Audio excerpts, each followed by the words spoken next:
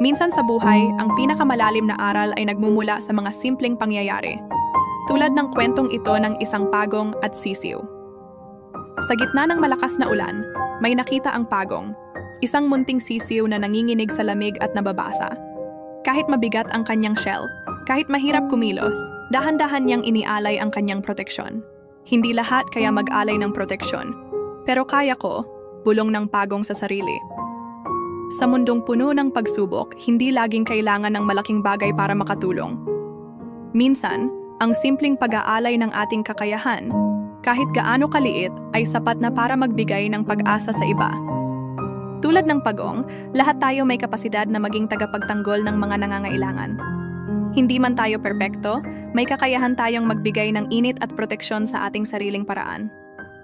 Salamat sa panonood. Mag-subscribe para sa mas marami pang kwentong nagbibigay inspirasyon.